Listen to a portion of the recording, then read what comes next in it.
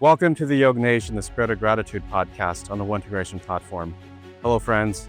My name is Yogesh Patel, and this podcast explores the themes of bullying, self-awareness, and the power of our inner spirit, including the silent battles we all face. Join me every week as I invite high-profile guests as we explore how adversity shapes us, how gratitude lifts us, and how we can all uncover the inner strength that we all have within ourselves. Join the conversation. I appreciate you listening in.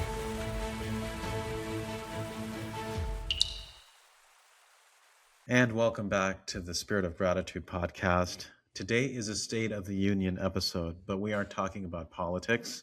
We're talking about real life emotional resilience. Lately, everyone is searching for how to find authentic connection in a world filled with outrage, AI noise, or how to practice gratitude for burnout when you're operating on empty. 2025 was certainly not easy for a lot of us, present company included. And for me, while I was posting clips and recording episodes from these phenomenal storytellers and guests, I was actually just trying to keep my head above water and clinging to the wisdom shared from my guests that can help myself overcome that adversity, those self-doubts in my mind. That is the value that my guests have taught me in this journey of podcasting. So today I'm taking you behind the curtain to show you how the grit it actually takes to stay consistent when the metrics aren't moving and the doubt is loud. I'm going to be sharing things I'm doing just to stay in the game and the raw truth questions I've been avoiding. This, folks, you don't want to miss out. And finally, if you're building a career, a family, or looking for simply a mental growth reset, this episode is going to be the good, bad, and the ugly.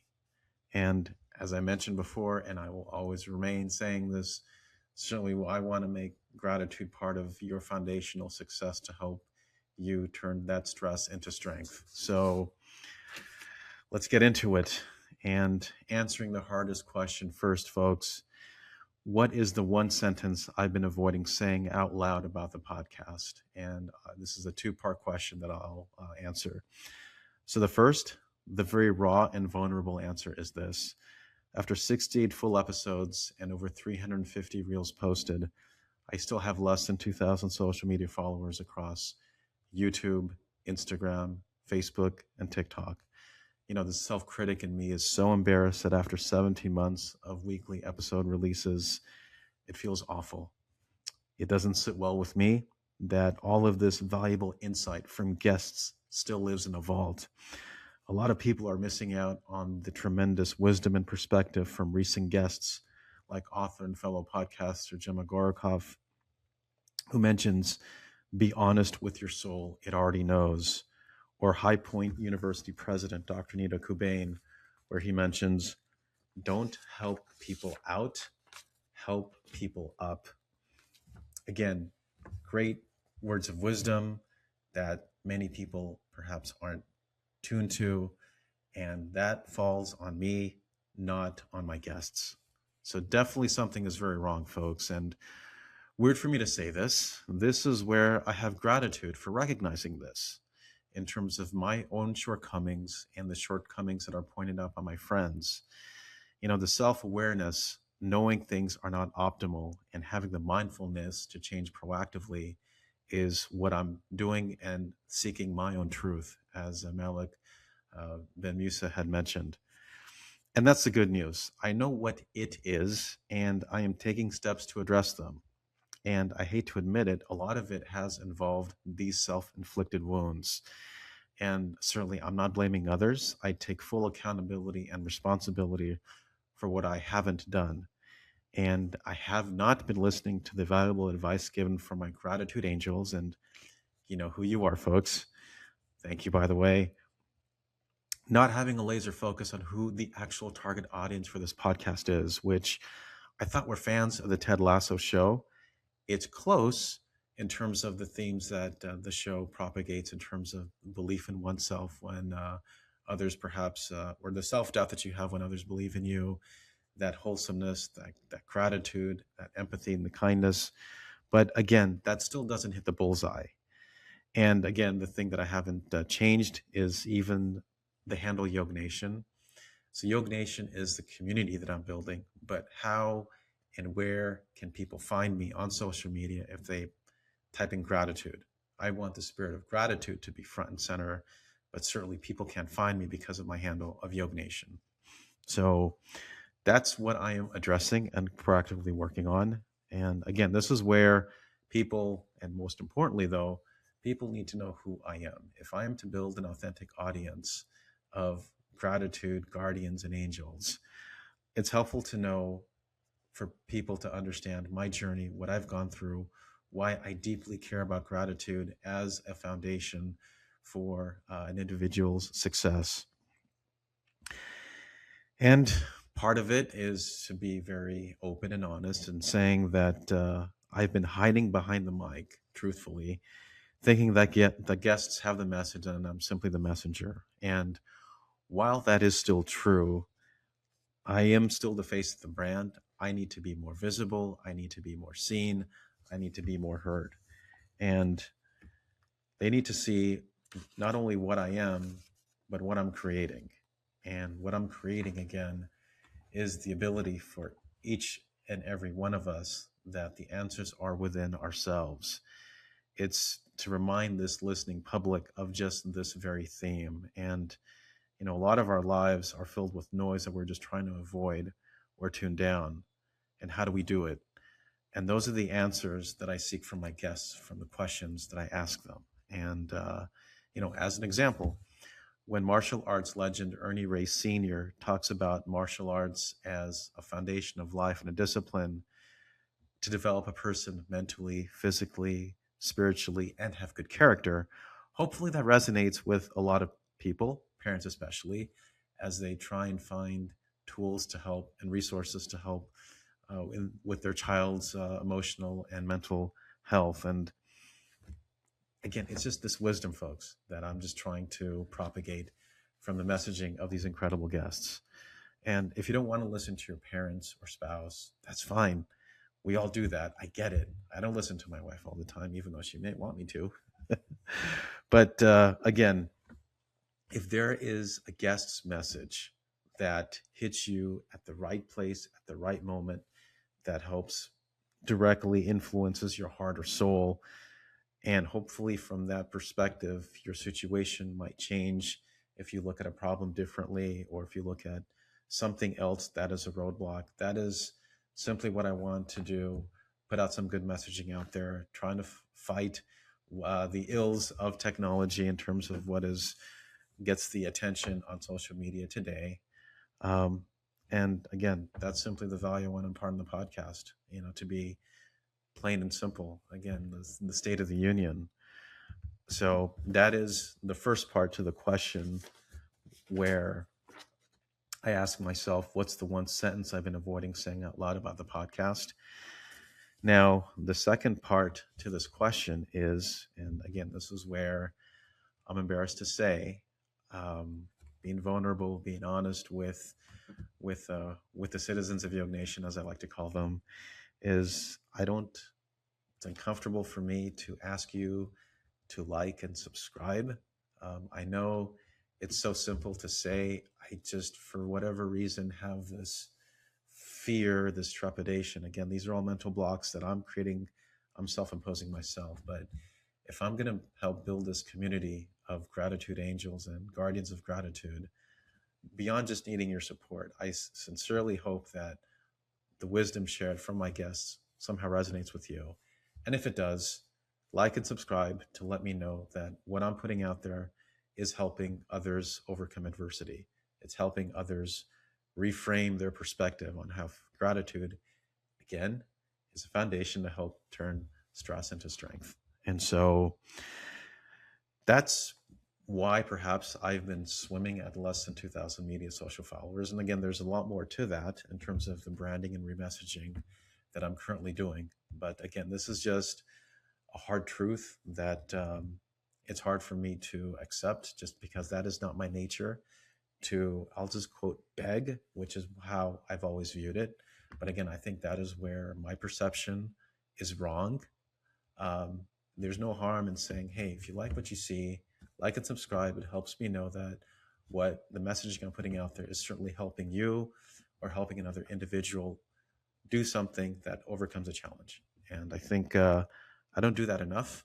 I don't say it enough. And perhaps another thing is I don't want to act like a used car salesman, even though my background is a technology sales professional. But again, these are just the self-limiting beliefs that I have that I wanted just to be open to my audience in this State of the Union episode where, I mean, it's, I guess, uh, what's the best way to describe it? It's um, sharing my thoughts and feelings and to help relieve the stress and burden that I've been carrying inside of me. Again, not asking everyone that who has viewed more than 3 seconds, again, that's a metric that Instagram and YouTube uses, to simply say, hey, if you like something from Great Grandmaster Ernie Reyes or Hollywood actress Elena Huffman or The Miracles lead singer Sydney Justin, I would appreciate and would be grateful to build this community with your support.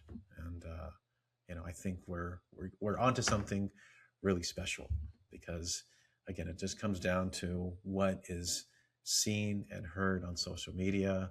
Again, the whole purpose of this podcast is to counterbalance what there is on social media today versus just some messaging. And I'm still kind of alarmed where 57 million people have some sort of mental health condition. Again, no fault of their own. But you think about all the resources that are out there: podcasts, books, seminars, webinars, individual coaching, therapists, trained professionals who can really support you. 57 million of us are still in this state where we're trying to get some of our mental blockers unblocked. And perhaps if this podcast is a way to help support you in that mission and in that endeavor, again, through the storytelling of guests, and certainly a little bit about myself in terms of how I view the world, my struggles, my ups, my down moments. Hopefully, it makes rising tide lifts all boats, as I had mentioned before in a previous podcast episode. And so that's the bad news. Well, I'm not going to say bad news, but that is how I take a self-critical look of the state right now. Good news is, and this is where I'm really excited, pivoting to something that is more positive, that gives me momentum, and that is with 68 episodes, I've nearly crossed the 200,000 view threshold on YouTube. Again, taking baby steps, but it's meaningful to me that, again, while I might not have the right number of followers, again, that's on me, but at least this messaging is getting out there. It's being viewed, it's being heard, and hopefully being internalized, because that's what it is. Again, the answers are within ourselves, and I feel that it is my mission to help bring these incredible storytellers based on the diversity of their age, profession, background, and culture to help support you in something that whatever you're going through. And of course, on the positive note, I look at that Anthem Award bronze statuette in my office and I think to myself, well, even though perhaps the listening public may not see the true value, but at least, or in terms of number of followers, is that at least I know that I have the support and backing from the International Academy of Digital Arts and Sciences, who selected this podcast among hundreds of thousands of podcasts out there, specifically in the one of the 7 divisions that they evaluated all of the 2,000 entries across 43 countries in the health category, and having a podcast take bronze. Again, it's not a pat on my back. It's actually recognition to the guests, to you, the listening public, to the Anthem Awards, to bring this recognition to life. And of course, this wouldn't be possible without my best partner that I've had in this journey, Backlot Studios, Tyler Copenhaver, Lee, Dejan, the team on the back end that brings this vision to life. Again, all of this content lives in a vault, and I just need the public support. And perhaps that is another sentence that it's hard for me to articulate and to say.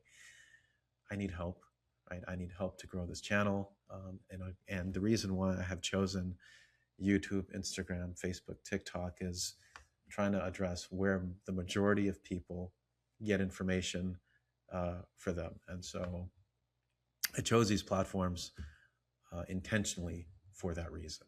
And so, again, much gratitude to the listening public to help support me, to help encourage me on those days where I don't want to do it, right? But the best of the best, the top 1% in their fields, do it because they have to do it. It's that unemotional, the emotionless discipline. I guess that's the word that I'm trying to say. It's I picked that up from Navy SEAL and author Jocko Willenick. So if Jocko, if you're listening, thank you. But again, it's that emotionless discipline to just fight through your everyday struggles and just continue to be better than you were yesterday. It only takes 1% margin to be better. And that's part of what I wanted to share. The second part is what am I currently doing to change things, knowing that I have this problem of less than 2,000 social media followers, is I'm doing a complete rebrand, and I'm really grateful for the owner of the Chua Group, Washington Chua, the ad agency I selected to help me get started on reframing some of the brand messaging, which is where he coined the phrase gratitude turns stress into strength. And so I'm certainly taking that to another level. And recently I was in London, great world city, really blessed to spend my family vacation at the Christmas markets. But nonetheless, in terms of the logo itself, doing a certain rebrand. I'll keep you posted, citizens, on what that looks like. But in terms of looking at the word gratitude at a high level, what is it that I'm really trying to achieve, and the purpose of having the listening audience, again, find these answers within ourselves. And I think it comes down to a couple of foundational pillars of what gratitude really means, which is I would say, subcontext of underneath gratitude. You have awareness, you have courage, you have resilience, which we talked about emotional resilience at the start of my intro. Then you've got appreciation, and then you've got humility. I think those are the 5 key elements of what gratitude really is, and again, how this is a foundation and helpful reminders of when everything may be going bad, wrong, not ideally the way you want. This is what I want to impart in the listening public, is to say, look, better days are ahead. And I think that's where I am optimistic. Again, my nature of being a technology account executive, I just think that you learn how to be optimistic through tough times. Again, through my eye issues, through my daughter's Tourette's challenges, and again, turning that adversity into strength. So again, this is where I'm just thinking out loud. I'm without a script, so that's why I'm not as eloquent as I was perhaps answering the first question. So that's part 2 of what I wanted to share in terms of the rebranding and the remessaging of getting more followers, of getting this message that I believe is so critical at this juncture, because people aren't necessarily looking for ways to avoid toxic positivity or have that toxic positivity. They're looking for real answers. And hopefully this podcast provides those real answers that, again, you internalize for yourself to help support not only you, but your family, perhaps a loved one, a student in your classroom, anyone that you interact with. And so that's the second part. And next question is, what am I quietly carrying alone? Again, this is a State of the Union episode. And what am I quietly carrying alone is certainly the stress on my back and on my shoulder. I like to think that I'm a pretty good actor. Not that I'm a real actor. But again, when a person sees me, and I think it goes with a lot of people, you just don't know what they're going through. And I guess it's the old adage of be in a person's shoes, and then you are able to know what it's really like. And um, yeah, it's just the everyday stresses that I have to support to family. I got bills to pay. Purpose doesn't pay the bills, and so there's certainly something that again, being very open and honest, kind of the state that I'm in. But again, it just goes back to how the messaging of the guests and having gratitude really ingrained in every cell of my body helps keep me present. I guess that is a better word. Yes, I have days where um, I collapse and not think about it, but uh, before I go to bed, I think to myself, tomorrow's going to be a better day. Tomorrow will be a better day. Tomorrow will be a great day. And that's kind of the thought that permeates me when I do have a not so good day. I didn't say bad day, but not so good day, not as efficient, not um, I'm staying silent, folks, just because again, it's I feel like I'm in confession right now.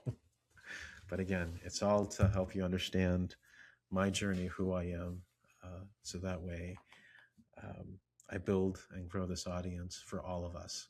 Rising tide lifts all boats. I think the final question I want to answer is, what do I want my daughters to learn from watching me build this? Again, I've got two adult daughters. One's going to turn 25 in a few weeks, and another one is 21. I married young, so that's why perhaps I've got older kids uh, than most others.